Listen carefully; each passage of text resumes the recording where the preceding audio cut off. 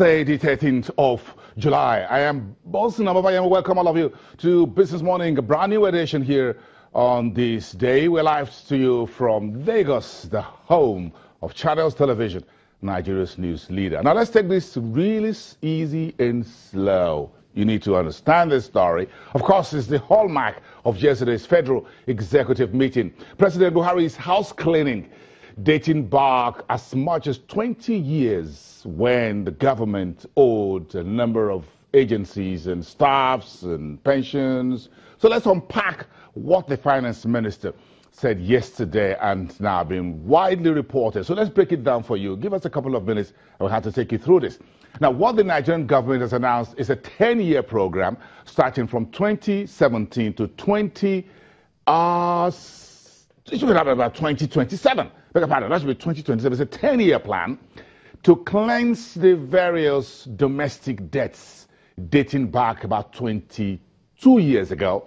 And the headline tag for that is 2.7 trillion naira. Now, who's getting the promissory notes that the federal government will start issuing? Bonds and promissory notes. What bond means is that the government is borrowing. And then when you issue a promissory note, it's called an IOU. In other words, the government acknowledges that the authorities are owing you and they're going to pay you back the value of what is on the promissory note or paper that's been given to you. Then you can cash that out as soon as the date on it matures. So that's how simply what promissory notes and bonds mean. So who's getting this? And it's a very long list. If your name is on the list, well, that's you need to get ready for this new. But it's going to be over a 10-year period. Contractors and suppliers to the government, state governments and their workers, oil marketers, parastators, power companies, judgment balances, as well as, you know what the judgment balances really mean? That is those judgments that are secured against the Nigerian government and hasn't been paid. In other words, the government hasn't paid those who won those cases against the government. That's what judgment balances mean. The export expansion grant that the government promised those who do exports, non-oil exports, that is, the government is owing some money there, including pensions and benefits to federal government workers. It's a very long list. It's what they call house cleaning. But let's break it down, shall we? This is how the finance minister puts it. The pensions and salary arrears and all of that accounts for 740 billion, which the finance minister, Kemi Adeosun, says was a legacy debt inherited by the Buhari's administration. And these individuals who are owed pensions and salaries dating back to 1994, including some former workers of the defunct Nigeria Airways, will be paid via specific bond papers, and this will be phased over a 3-year period. Part 2, the contractors and suppliers to the government and others, their own debt amounts to 1.93 trillion naira. The finance chief says there to be a 10-year tenor promissory notes that will be phased over a 3-year period. Now, what's the rationale for doing this?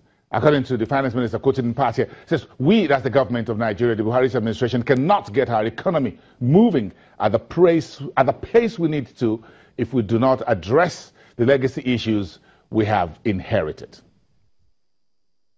Okay, with that house cleaning, let's move on. Nigeria's Minister of State for Petroleum Resources has a lot to say about the meeting for July 24. Let's leave that till later on the program. But let's move on and check into the markets. We'll get on to Ibe Kachiko in a short while on the program. Let's check through the markets and start with the currencies market, where the Naira had a bit of a pleasant day at the marketplace, a bit of a gentle 0.02% uptick on the dollar.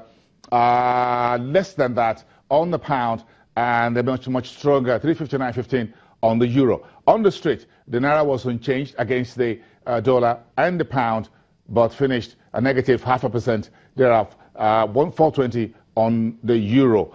At the investors and exporters window, it was almost 1% negative landing for the naira against the dollar at 366.25. And that's the I&E window that Michael Fomoroti from Vetiva will be talking to us about this morning. And we try to squeeze in the FX conversation into the other, your investments in equities, in bills and bonds, perhaps in pensions as well. Let's step into the stock market. We're keeping the green shoot for the third trading day, about 0.5% to the north. We're just at the doorstep of 33,000 level that we lost in the first week of July. This is the second trading week. Let's see whether we'll be able to claw that back between today and tomorrow when the market's finished off for the second week. 11.36 trillion naira. In volume terms, we're significantly lower than Monday and Tuesday in terms of volume. We're now about a quarter of a billion ordinary shares, 270.85 million ordinary shares, 2.76 billion naira. That's about 4.8 million US dollars yesterday in about 4,000 transactions. Look at the most active sectoral indices, and as always, in most often, the banks, 1.34%. The consumer goods added about 0.5%. 0.2% came in from the industrial goods. The insurance was about 0.3%, and the oil and gas trailing behind the other four major sectoral indices by 0.04%. A very positive Tuesday, but largely lackluster Wednesday for the NESE OTC market. That's the National Association of Securities Dealers over-the-counter market called the Unlisted Securities Exchange. You can see the index reading there and the market cap not moving on the needle. 16,300 units was the total transactions for this third trading day of the week. Throw that in there and throw that page away, and let's now get into the fixed income, where treasuries and bonds were very active on Wednesday. That's the another actively traded, most actively traded treasury bills at the FMDQ OTC Securities Exchange on Wednesday.